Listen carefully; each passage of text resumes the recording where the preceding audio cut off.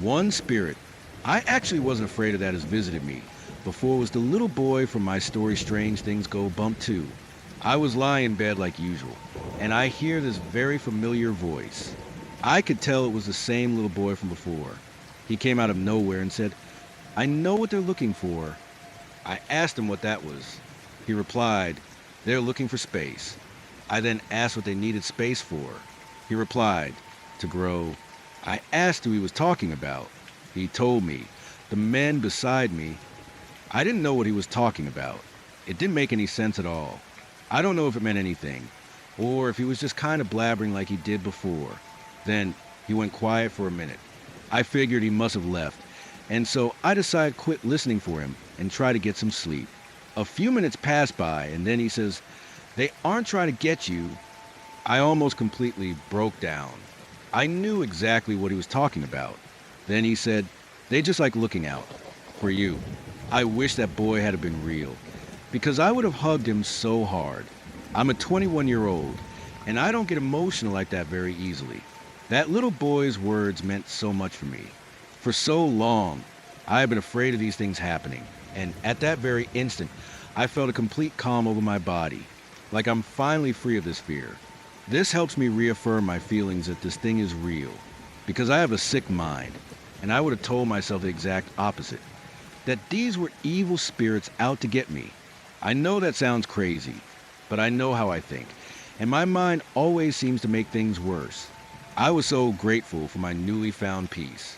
I knew it was time for me to help him. I kept telling him to imagine a light turning on. Picture a bright light out in the distance, and go towards it. There are good people there, and they will look out for you and keep you safe. I said. He said he was trying, but he didn't see anything. I told him to keep trying. A few minutes passed, and I didn't hear anything. Then suddenly I hear, "I see it. I see it. There they are." Again, I started to tear up. The excitement in his voice was overwhelming. It was like a kid that just got everything he wanted for Christmas. I was so happy. I can't even express how I felt. Either I am highly delusional or I just witnessed something amazing. I know I couldn't make this stuff up if I wanted to. So I either need professional help or this is truly paranormal. I believe that if I'm not crazy, helping these people is worth the joy I got that night. Even if I have to go through the scary part of it too, I will miss that little boy. He was the only spirit that I haven't been somewhat afraid of. I feel so blessed that I was finally able to see something positive out of the situation. I just hope I can do more for these people if it is real. I hope now that I won't be afraid anymore. But I believe that boy really has helped me in so many ways now. I know that boy is in a much happier place. I hate to sound cliche, but he will always have a place in my heart. That night meant everything to me, most of all my outward sanity. Thank you for reading. I would really like to hear what you think, be it that I'm crazy or what. I really want your honest opinions. Could I be extremely delusional? I really don't know. Every little bit helps.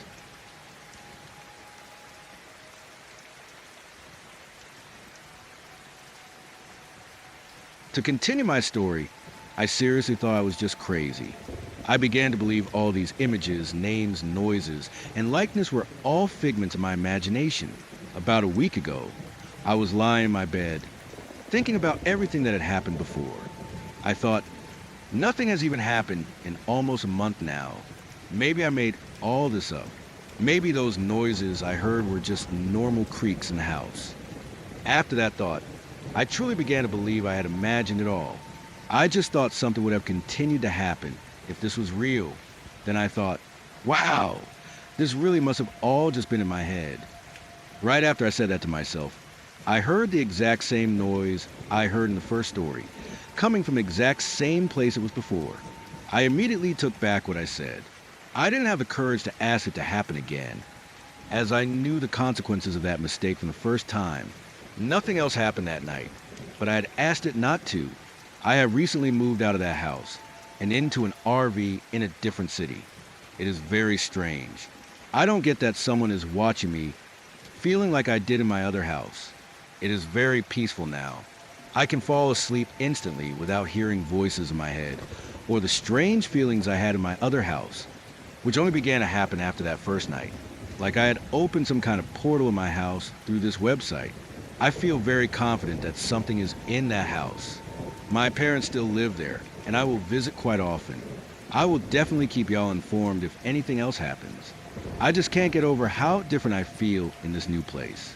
I thought I'd be more frightened being all alone in that RV, but I actually feel much safer. Well, when it comes to ghosts and spirits, that is. Haha, now that you have read that, I'd like to inform you that it didn't stay that way. A few days after I wrote this, something started to happen. I was lying in my bed, comfortably and peacefully thinking.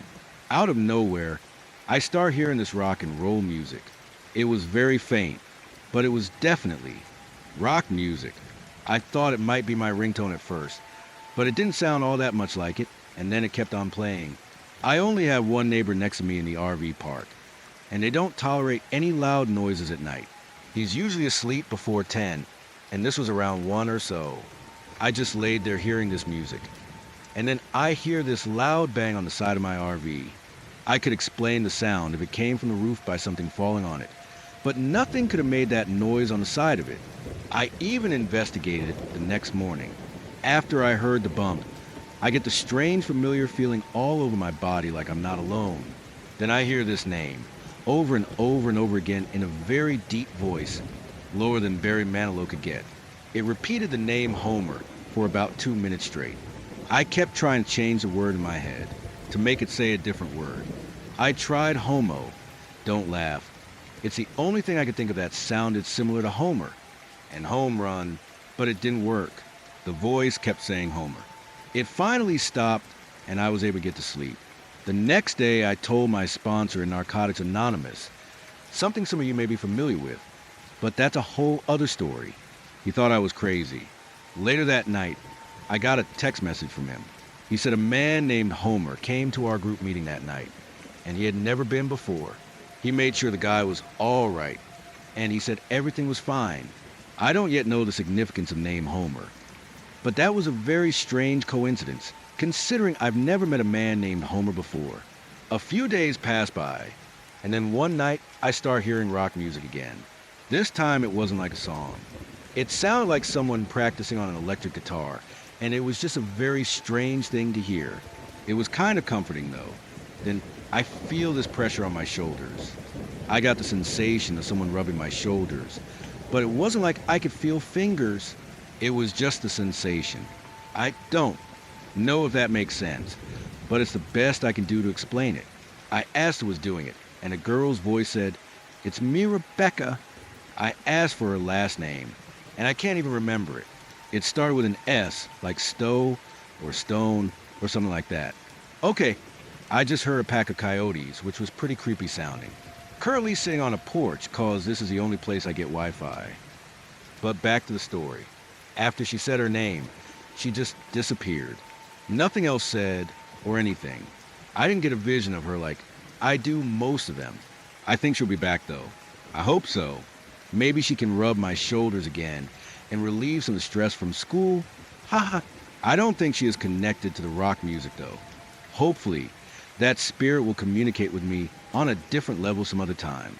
I will keep you all informed though.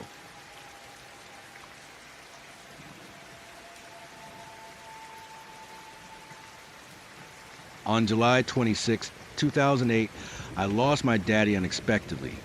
He was only 75 and died in his sleep. The funeral was held on August 1st in Texas, where he lived. After his funeral, I came back home to Huntsville, Alabama. To make sense of what I am about to explain, I questioned my daddy's death because no autopsy was done and the coroner based his final death determination on what my mother told detectives the night of his death.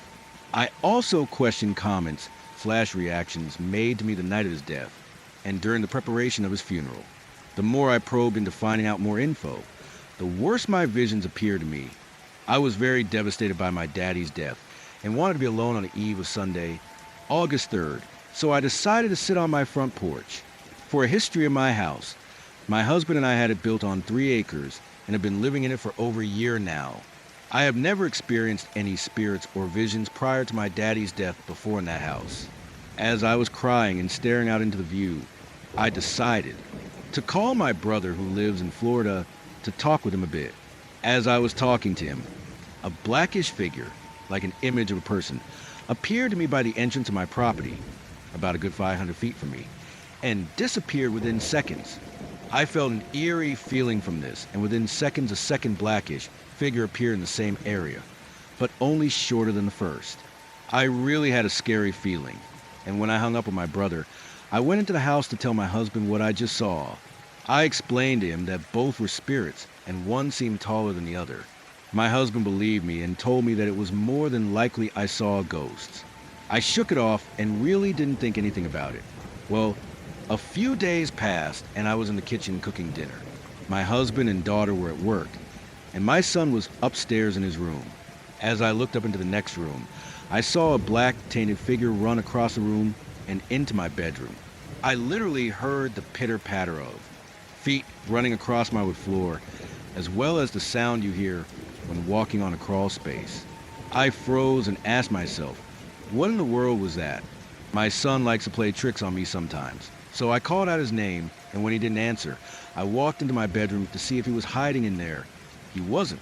I walked upstairs, and my son was on the computer in the guest bedroom.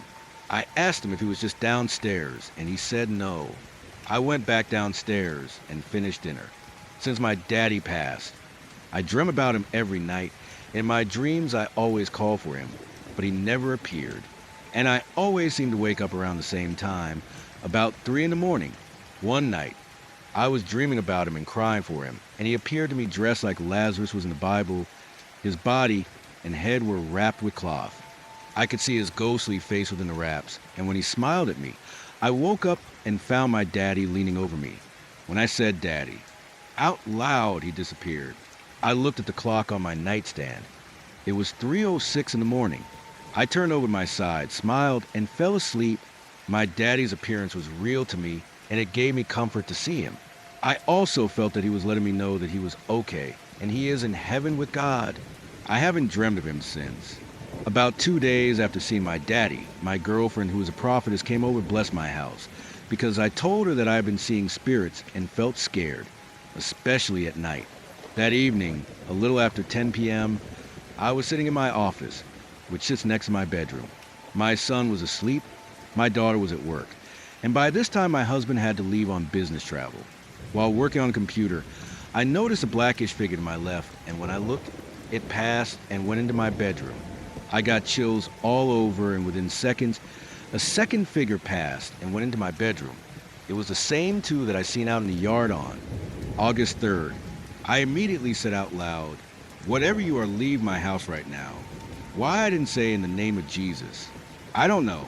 Well, I stayed up for a little while and decided to go to bed. Ever since I have had such experiences, I usually laid in bed and stare out the window because I was scared to go to sleep. I could feel a negative presence, and I say negative because I know it was not my daddy, and to make matters worse, my husband was out of town. And even though I knew there was a presence in my room, I tried to stay awake as much as I could. In the wake of Hurricane Gustav, my husband's family from New Orleans decided to stay with me to get away from the storm. I was so happy because I felt like my house would not be so quiet, and having more people in the house gave me a sense that the spirits would not reveal to me. When they arrived, I talked with my mother-in-law about my experiences, and she told me to continue to bind the spirits according to God's word, because demon spirits are real and will keep taunting me if I didn't. She also told me that this is the only way for the spirits to leave my house. That evening, I hung out on the deck with my sister-in-laws and talked a little about how I was feeling and how I was scared to go to sleep. About midnight, I called it a night. It was about 12:50 a.m., and I dreamt that my sister-in-law came into my room, and I asked her what she is doing. She replied that she was going to sleep with me because of me being scared. Well, she got into my bed and hugged me, like a man would hug his wife.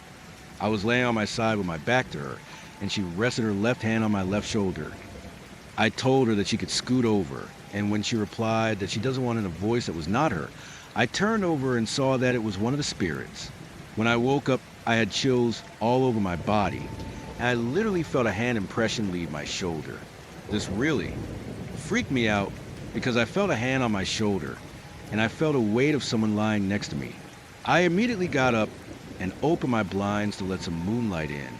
Since I was too scared and wanted to stay awake, I walked around my house a bit before I lay back down. As I lay back down, I kept telling myself to stay awake. I was really scared and felt a very strong presence in my room. Though I fought the feeling, I fell back to sleep. I then began dreaming that a spirit was on my left laughing. A spirit was sitting on my chest, while another spirit was standing by my bed leaning over me. The spirit sitting on my chest was holding my mouth, so I could not scream or breath. I could feel real pressure over my mouth as I tried to scream, and I could also feel the reality of the situation while I fought to wake up. When I was able to wake myself up, I felt the impression of hands over my mouth and weight from 2 hands leave my mattress where the third spirit was standing. I thought to myself, was there a third spirit? When I looked at my clock, it was a little after 3 in the morning.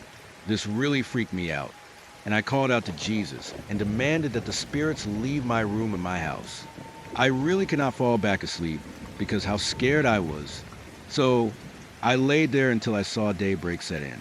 That morning, my family from New Orleans decided to head back home.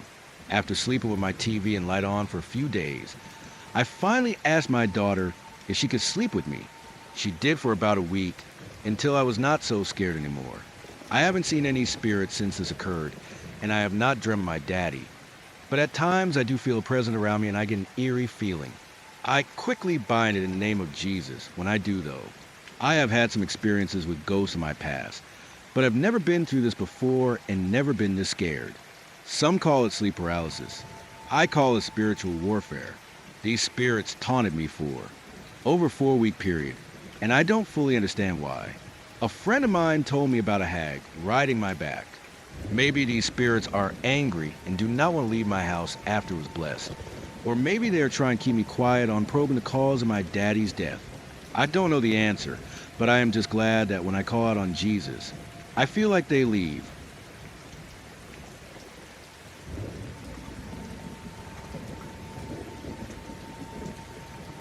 Sloss Furnaces is located in Birmingham, Alabama. It produced iron for nearly 90 years and is now a National Historic Landmark. It is a very awesome place to visit, and I encourage anyone interested in history to take a tour. My boyfriend and I recently visited there for the 2008 Stoking the Fire Festival. We decided to walk around the place because we think it's absolutely beautiful and we love anything to do with history. This was not our first time there. We had been before and had walked through every part of it with no paranormal activity. He and I are very skeptical when it comes to ghosts. Anytime we experience something strange, we just try to come up with a logical explanation for it. We just don't see how it's possible for ghosts to exist. That day, we changed our minds. We were hanging out in the boiler room around dusk. It was just the two of us. We were just sitting there on the steps talking, very calm and relaxed.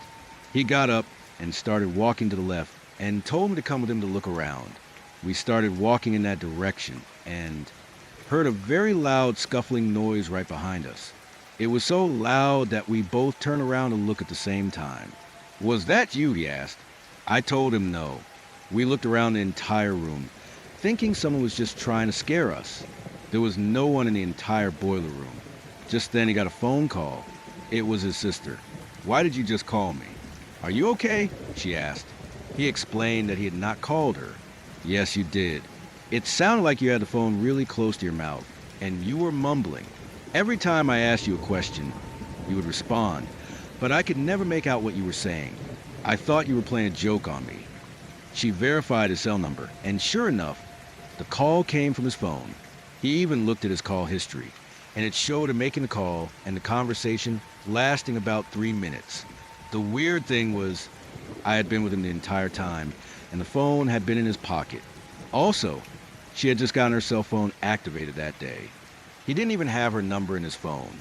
If he had actually called her, he would have had to dial out the entire number, and furthermore, he didn't even know what her new number was yet. Strangely, these two incidents happened at the same time. We have not been able to come up with an explanation for either one of them.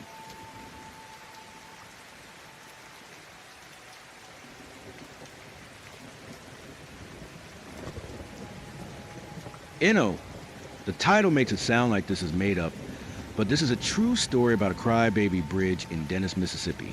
When I was 18, some friends and I were talking about this crybaby bridge, that if you went over it, you could hear a baby crying. My friends who were in their 30s, and I being curious. We wanted to go check it out. So the next day, me and my friends, their 5-year-old and 2-year-old, and another friend's kids, a 8-year-old and a 12-year, decided to go. When we got to the bridge, you had to get out and climb up on it, because they took the road out that went all the way to it. We all climbed up on it. It had old rusty rails, and the bridge was concrete. Also had a sign hanging on it, but I can't remember what it said. Anyway, back to the story. When we were up on the bridge, we all felt a chill run through us, and it was the middle of summer. We were there for about an hour, and nothing was happening, so we decided to leave. As we were turning around to leave, my friend's 5-year-old said he heard a baby crying. I went to the end of the bridge where my friend and her husband were. I asked them if Ethan, their little boy, ever heard the story about the bridge, and they both said no. So I told them what Ethan had told me, and they asked him. He told them the same thing he told me. He told them that he heard a baby crying, and his dad told him no he didn't, because there wasn't no baby around. Ethan started crying and said, "Daddy, I do hear a baby crying, and it is down there on that rock." He pointed to the rock, and it is where it said the baby was supposed to have landed. So after he told us all that, we all got in the vehicle and left, and we never did go back there. What I still wonder about all this time, could he have seen that baby down there on that rock? Could he have heard the baby crying? I know kids can hear and see things that we can't.